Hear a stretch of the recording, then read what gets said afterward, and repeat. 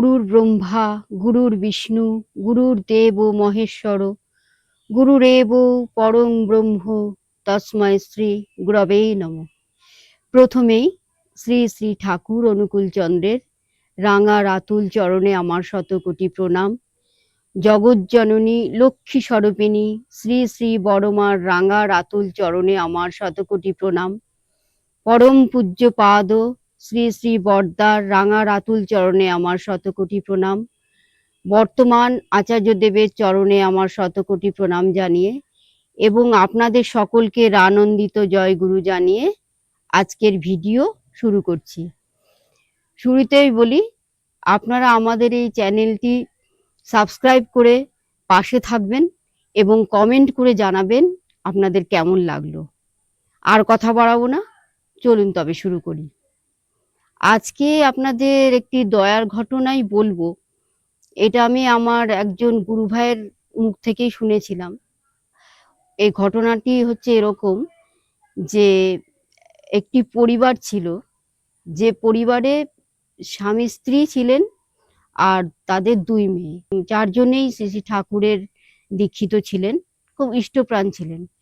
পরিবারের যিনি দাদা ছিলেন তিনি ছিলেন খুবই ইষ্টপ্রাণ, মানে পরমপিতার ওপর তার অগাধ বিশ্বাস ছিল, শ্রদ্ধা ছিল। তিনি সবসময় বলতেন, আমার ঠাকুর দয়াল, আমার ঠাকুর খুব দয়ালু, তার দয়ার তুলনা হয় না। তিনি সকল মানুষকে তিনি দয়া করেন, তিনি পাশে থাকেন, মানে পরমপিতার ওপর তার অগাধ বিশ্বাস ছিল। তার স্ত্রী ঠাকুরকে মানতেন ঠিক কথাই, কিন্তু তার মনে অতটা হয়তো বিশ্বাস ছিল না।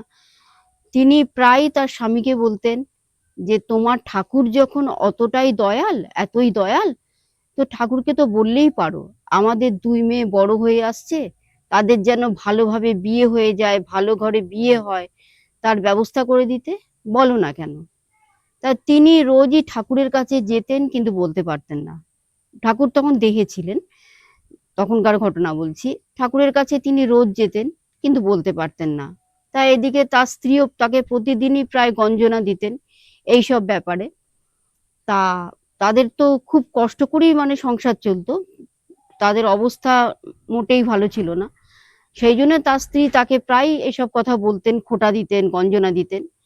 তার একদিন সেই গুরু ভাই শ্রী শ্রী ঠাকুরের কাছে গিয়ে বললেন তাদের দুঃখের কথা, তাদের সংসার কিভাবে চলছে সেটাও বললেন, এবং তার 2 মেয়ের বিয়ের ব্যবস্থাও করে দিতে বললেন শ্রী শ্রী ঠাকুরকে। শ্রী শ্রী ঠাকুর তার কথা সব শুনলেন, শুনে বললেন যে, দেখ রে বাবা, পরম পিতা আছেন, তিনি নিশ্চয়ই কিছু একটা উপায় করবেন, তিনি তোকে দয়া করবেন। তা সেই সময় হয়েছে কি, একজন জমিদার আর কি শ্রী শ্রী ঠাকুরকে প্রণাম করতে এসছেন। তিনি প্রণাম করে ঠাকুরকে একটি খুব দামি কম্বল উপহার দিলেন। তা তিনি উপহার দিয়ে ঠাকুরকে প্রণাম করে মানে চলে গেলেন। সেই সময় শ্রী শ্রী ঠাকুর করলেন কি, সেই দামি কম্বলটা এই যে গুরু ভাই, যার খুব কষ্টে সংসার চলতো, তাকে দিয়ে বললেন, নে রে, এটা নিয়ে যা বাড়িতে। আমি তো জানি তোদের এই ঠান্ডায় কোনো কিছু গায়ে দেওয়ার কিছুই নেই, তাই দামি কম্বলটা নিয়ে যা। তা সেই গুরু ভাইটি খুব খুশি হয়ে ঠাকুরের দেওয়া জিনিস মাথায় করে নিয়ে যাচ্ছেন বাড়ির দিকে। তখনই জমিদারি বাড়িরই একজন কারুর চোখে পড়ে গেল সেটা। চোখে পড়ে যাওয়াতে তিনি চিনতে পারলেন সে কম্বলটা যে সেটা জমিদারেরই দেয়া। তিনি করলেন কি, সেই গুরু ভাইটিকে জমিদারের কাছে টানতে টানতে নিয়ে গেলেন। জমিদারও তাকে লোক দিয়ে খুবই মারধর করলেন, বললেন, আমি শ্রী শ্রী ঠাকুরকে দিয়ে এলাম আর তুই কিনা জিনিসটাকে চুরি করলি, তোর এত বড় সাহস। খুব মারলেন তাকে। মারার পরে সেই জমিদার আরো তার নানা রকম লোক লস্কর নিয়ে সেই গুরু ভাইটিকে শ্রী শ্রী ঠাকুরের কাছে নিয়ে এলেন। শ্রী শ্রী ঠাকুরকে বললেন সেই জমিদার যে, দেখুন, আমি আপনাকে এই দামি কম্বলটা দিয়ে গেছি, আর এ করেছে কি, আমার দেওয়া জিনিস আপনার কাছ থেকে চুরি করে নিয়ে গেছে না বলে। শ্রী শ্রী ঠাকুর বললেন, না না, ও চুরি করেনি, ও চুরি করতে পারেই না, আমি ওকে দিয়েছিলাম এই কম্বলটা। ও খুব গরিব, ওর খুব কষ্টে সংসার চলে, ওর বাড়িতে গায়ে দেবার মতো কিছুই নেই, সেই জন্যেই এই কম্বলটা আমি ওকে দিয়েছিলাম। তখন সেই জমিদার কাঁদতে কাঁদতে বললেন, ঠাকুর আমি তো মহা পাপ করেছি, আমি এখন কি করব? আপনি আমাকে এর প্রায়শ্চিত্ত করার কথা বলুন, উপায় বলুন, কি করলে আমার এই পাপ কাটবে? এই বলে তিনি খুব কাঁদতে শুরু করলেন।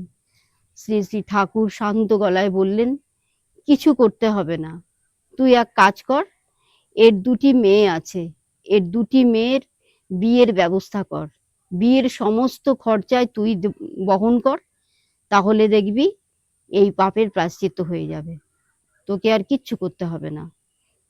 তখন সেই জমিদার তার সেই দুই মেয়ের বিয়ের ব্যবস্থা করলেন, সমস্ত খরচা করলেন এবং সেই মেয়ে দুটোরই বিয়ে হয়ে গেল। এই হলেন শ্রী শ্রী ঠাকুর। তাহলে বুঝতেই পারছেন ঠাকুর কখন কিভাবে কাকে দয়া করে আমরা তা বুঝতেই পারি না, কিন্তু ঠাকুরের দয়া কিন্তু আমরা সত্যি পাই। সেই যে গুরু ভাইয়ের বিশ্বাস ছিল ঠাকুরের প্রতি যে তিনি খুবই দয়াল, তিনি প্রত্যেককেই দয়া করবেন, তাকেও দয়া করবেন। তিনি তার স্ত্রীর কাছে গঞ্জনা সহ্য করে যে ঠাকুরকে বলেছিলেন, ঠাকুর তাকে বলেছিলেন পরম পিতা আছেন, তিনি কিছু না কিছু একটা ব্যবস্থা করবেনই, তাই তিনি করলেন। আশা করি আপনাদের এই ঘটনাটি খুব ভালোই লেগেছে। এবার আরেকটি ঘটনা আপনাদের বলি, এটা খুব ছোট্ট ঘটনা। এটা হচ্ছে পরমপিতা আমাদের সকলের মনের ইচ্ছেই কিন্তু পূরণ করেন, সেরকম একটি ঘটনা। ঠাকুর তখন দেহে আছেন দেওঘরে, তখন এক গুরু ভাই এবং তার এক ছোট ছেলেকে নিয়ে দেওঘরে গেছেন ঠাকুরকে দর্শন করতে। তা যখন দেওঘরে গেছেন, তার বাচ্চা ছেলে, মানে খুব একটা বড় না, স্কুলে পড়ে আর কি, তার সেই ছেলেটির খুব ইচ্ছে হচ্ছিল যে আমি ঠাকুরকে গিয়ে একটা কবিতা শোনাবো। তা বাবাকেও হয়তো সে বলেছিল, তার মানে খুব ইচ্ছে আর কি মনে যে আমি ঠাকুরকে গিয়ে একটা মানে কবিতা শোনাবো। যাকগে গেছে, তার ঠাকুরকে যখন দর্শন করতে ঢুকেছে সে ঘরে, ঠাকুরকে প্রণাম করেছে, তার বাবাও প্রণাম করেছে, সেই বাচ্চা ছেলেটিও প্রণাম করেছে, কিন্তু সেখানে সে কিছুই বলতে পারছে না। কেন বলুন তো? কেননা ঠাকুরের কাছে অনেক লোক বসে আছে, তারা, ঠাকুরও তাদের সঙ্গে কথা বলায় ব্যস্ত, তারাও ব্যস্ত, সেই জন্য তার মনের ইচ্ছা মনেই রয়ে গেল, সে কিছু বলতে পারলো না। কিন্তু তার একটা মনের একটা খুব মানে ইচ্ছে যে আমি ঠাকুরকে একটা ভাবছি, ভাবলাম যে একটা কবিতা শোনাবো, কিন্তু পারছি না, এরকম মনে মনে ভাবছে বাচ্চা ছেলেটি।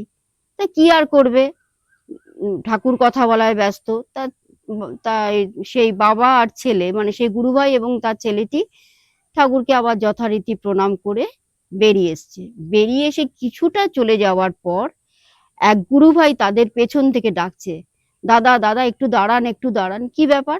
তারা তো দাঁড়ালো। সেই গুরুভাই বললেন, ঠাকুর আপনাদেরকে ডাকছে। সেই দাদা এবং তার ছেলে অবাক হয়ে বললেন, ঠাকুর আমাদের ডাকছে? বলছে হ্যাঁ আপনাদের ডাকছে, একবার চলুন। উনি বলছেন কেন? সেই গুরুভাই বললেন, সে তো জানি না, আপনারা একবার চলুন ঠাকুরের কাছে। তা সেই গুরুভাই দাদা এবং তার ছেলেটি গেলেন ঠাকুরের কাছে। তো গিয়েও দেখলেন সেরকমই অবস্থা, তাদের মানে ঠাকুরও বসে আছেন, ঠাকুরের কাছে অনেক লোক বসে আছেন, তাদের সঙ্গে ঠাকুর কথা বলা ব্যস্ত। সেই ছেলেটিকে নিয়ে যখন ঠাকুরের কাছে সেই গুরুভাই পৌঁছলেন, শ্রী শ্রী ঠাকুর সেই বাচ্চা ছেলেটির দিকে তাকিয়ে সস্নেহে বললেন, কিরে আমাকে কবিতা শোনাবি না? তখন সেই ছেলেটি ভাবলো, ঠাকুর কি করে জানলেন? আমি যে চেয়েছিলাম যে ঠাকুরকে কবিতা শোনাবো, ঠাকুর কি করে জানলেন? তার খুব আনন্দ হলো। ছেলেটি মানে ঠাকুরকে প্রণাম করে একটি কবিতা শোনালো। ঠাকুরও খুব খুশি হলেন এবং ছেলেটি এবং ছেলেটির বাবাও খুব খুশি হলেন। এই হলেন শ্রী শ্রী ঠাকুর, তিনি সকলের মনের ইচ্ছাই পূরণ করেন। আপনাদের আশা করি দুটো ঘটনাই খুব ভালো লেগেছে। আমাদের এই চ্যানেলটি আপনারা সাবস্ক্রাইব করে রাখবেন, যাতে আমি নতুন ভিডিও দিলেই আপনাদের কাছে চলে যায়, এবং কমেন্ট করে জানাবেন আপনাদের কেমন লাগলো। আজকে তাহলে এখানেই শেষ করছি, ভিডিও আর বড় করছি না। আপনারা সবাই সুস্থ থাকুন, ভালো থাকুন, পরম পিতাকে মাথায় নিয়ে চলুন। পরম পিতার রাঙা রাতুল চরণে আপনাদের সকলের মঙ্গল প্রার্থনা করে আজ এখানেই শেষ করলাম। বন্দে পুরুষোত্তমম। জয় গুরু।